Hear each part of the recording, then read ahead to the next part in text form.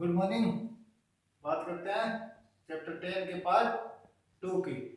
कल अपन ने बात की थी electric potential and potential difference. Potential difference का फॉर्मूला अपन ने पढ़ा था V बराबर W अपॉन Q। डेफिनेशन थी the work done in moving unit positive charge from one point two another point in electric field.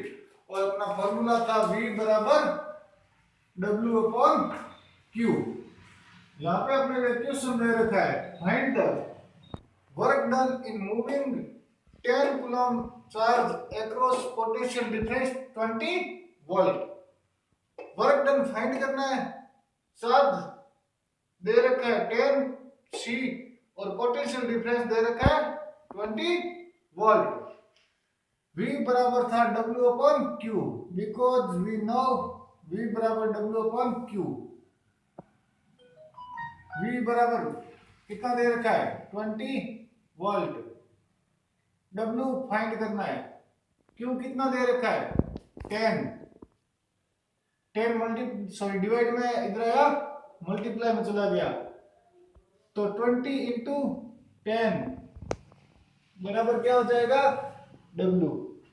Last में आपके क्या आ जाएगा W बराबर 200 और यूनिट मैंने आपको कल बताई थी क्या होती है जूल।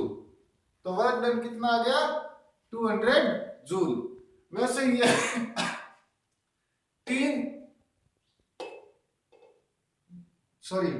यहाँ पे अपने पास तीन आइडेंटिटी है, V है W है Q है। तीन में से कोई दो अपने को दे रखी होगी और तीसरी आपसे फाइंड करनी पूछ लेगा। तो वो आप अदर क्वेश्चन अपने आप बुक में से देख लेना। नेक्स्ट अपन बात कर लेते हैं इलेक्ट्रिकल कंपोनेंट्स। घर में आपके इलेक्ट्रिकल वायरिंग होती है, उनमें कौन कौन से कंपोनेंट होते हैं उस बारे में बात कर लेते हैं। ये होता है सिंगल सेल का इलेक्ट्रिकल सेल।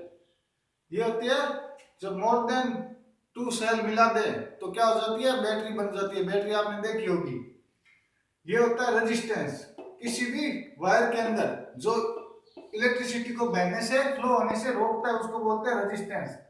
ये होता है वोल्ट मीटर का सिंबल जो पोटेंशियल डिफरेंस या वोल्टेज को मेजर करने के काम आता है। ठीक है। नेक्स्ट है एमीटर। एमीटर का सिंबल होता है ए। ये क्या काम आता है इलेक्ट्रिसिटी या इलेक्ट्रिकल करंट को मेजर करने का काम आता है। ये दो ध्यान रखना खास तौर से। ये तो किसको मेजर करने का काम आता है इलेक्ट्रिक पोटेंशियल को या वोल्टेज को मेजर करने का काम आता है इलेक्ट्रिक पोटेंशियल को या वोल्टेज को। और एमीटर किसको काम मेजर करने का काम आता है इलेक्ट्रिक करंट को। ठीक है। ये सिंबल होता है बल्ब को। ये होता है ओपन प्लग मतलब इलेक्ट्रिसिटी फ्लो हो रही है। ठीक है। और ये होता है क्लोज प्लग मतलब इलेक्ट्रिसिटी फ्लो नहीं हो रही है। ये सारे अपन आगे पढ़ेंगे। अब यहाँ पे बात करते हैं नेक्स्ट टॉपिक है ओम्स लॉ। इस पे एक नया क्वेश्चन जरूर आता ही आता है। ओम्स लॉ, ओम ने ये लॉ कब दिया था, साइंटिस्ट था ओम 1827 में। According to Ohm's law current passing through a conductor is directly proportional to potential difference across its end if physical conditions of conductor are kept constant। Conductor की या wire की physical conditions, conductor की physical conditions क्या होती है, temperature हो सकती है, उसकी लेंथ हो सकती है या उसका एरिया हो सकती है। इनको अगर कांस्टेंट रखा जाए तो उसमें से जो करंट पास हो रही है वो पोटेंशियल डिफरेंस के क्या होती है प्रोपोर्शनल होती है। करंट उसके प्रोपोर्शनल हो गई पोटेंशियल डिफरेंस के या पोटेंशियल डिफरेंस प्रोपोर्शनल हो गया करंट के। जब अपन प्रोपोर्शनल का सिंबल घटाते हैं तो इज इक्वल टू आ जाता है और अपने को एक कांस्टेंट लाना पड़ता है। वो कांस्टेंट क्या हो गया आर रेजिस्टेंस। ठीक है। अब यहां से आई भेज दिया अपन ने डिवाइड में वी के तो आर की वैल्यू क्या हो गई वी अपॉन आई। तो R is resistance of wire या कंडक्टर और R इज ऑलवेज कांस्टेंट और इस R का नाम क्या होता है रेजिस्टेंस होता है। ठीक है। नेक्स्ट बात कर लेते हैं अपन ओम्स लॉ के फिजिकल वेरिफिकेशन की।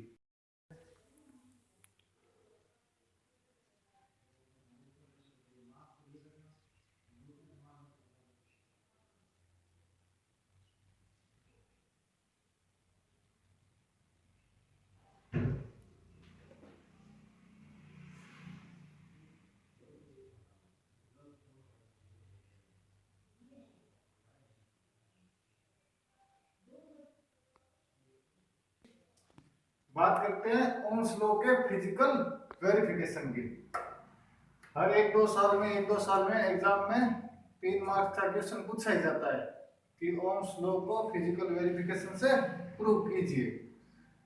आपको ये लैंग्वेज पहले अपनी नोटबुक में उतारनी है पूरी की पूरी, फिर मैं जैसे समझाता हूँ इससे आप वर्ड टू वर्ड मैच कर लेना। मैं word to word as it is नहीं बोलूंगा, मैं इसको समझाऊंगा। ये अपना सर्किट ओम्स लॉ का क्या है, ये मैंने ऊपर जो लैंग्वेज लिख रखी है यहां तक, ये क्या है देखो, ये अपना रेजिस्टेंस आर, इसको मैंने कर रखा है कनेक्टेड वोल्टमीटर वी से और एमीटर ए से और बैटरी से। ये अपना प्लग है के, और ये मैंने आपको बताया नहीं था आर एच है रियोस्टेट आर एच।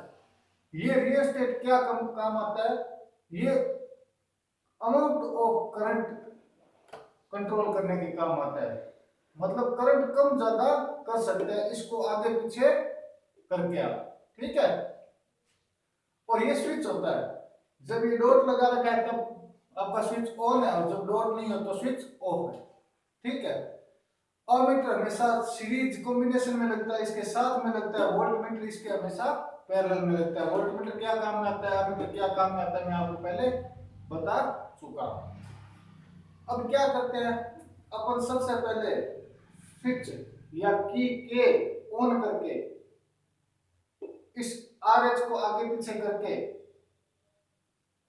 एक हम करंट को आने देते हैं, स्पेशल करंट आएगी तो अपन ने अमीटर की अमाउंट रीडिंग, ये अमीटर क्या होता है, आपने जब टीवी या रेडियो ठीक करवाने गए होंगे सारे, तो उस टीवी या रेडियो वाले के पास एक छोटा इंस्ट्रूमेंट देखा होगा जिसपे सुई लगी होती है, सुई यूं आगे पीछे घूमती होती है। अमीटर और वोल्टमीटर वैसे ही होते हैं, ठीक है, सबने देखे होंगे।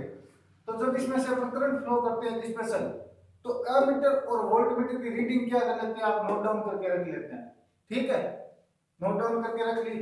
अब फिर मैंने क्या किया, ये स्विच ऑफ कर दिया, की ऑफ कर दी, फिर मैंने इस की को ऑन किया, इस रियोस्टेट से आगे पीछे किया, रियोस्टेट को अमाउंट ऑफ करंट आई, इस अमीटर की रीडिंग और वोल्टमीटर की रीडिंग चेंज हुई, फिर मैंने उस अमीटर और वोल्टमीटर की रीडिंग को क्या कर लिया, नोट डाउन करके रख लिया। फिर मैंने क्या किया, स्विच को ऑफ किया, फिर ऑन किया, इस रियोस्टेट को आगे पीछे किया, अमीटर और वोल्टमीटर की रीडिंग को क्या किया, नोट डाउन कर लिया। और ये प्रोसेस मैंने क्या किया, कई बार रिपीट कर लिया। जब ये प्रोसेस आपने कई बार रिपीट कर लिया तो अमीटर और वोल्टमीटर की सेवरल रीडिंग आपके पास आ गई। अब जब अमीटर और वोल्टमीटर की सेवरल रीडिंग आपके पास आ गई तो क्या करेंगे अपन, वो सेवरल रीडिंग लेके एक्स एक्सेस पे तो वोल्टमीटर की रीडिंग ले लेना और वाई एक्सेस पे अमीटर की रीडिंग ले लेना, मतलब इलेक्ट्रिक करंट की रीडिंग ले लेना। जब अपन एक ग्राफ बनाते हैं तो वो ग्राफ क्या होता है आपका, एकदम स्ट्रेट लाइन होता है। जब किन्हीं दो आइडेंटिटी का ग्राफ हमेशा स्ट्रेट लाइन आता है तो उसका मतलब क्या होता है, वो दोनों आइडेंटिटी हमेशा प्रोपोर्शनल होती है। तो इससे अपने क्या प्रूव हो जाता है कि वी आई के प्रोपोर्शनल है, और यही अपना ओम का लॉ था कि वी आई के प्रोपोर्शनल है। तो ऐसे अपना ओम का लॉ क्या हो जाता है, वेरीफाई हो जाता है। और ये एकदम अपना इजी सा ओम के लॉ का फिजिकल वेरिफिकेशन है। Thank you.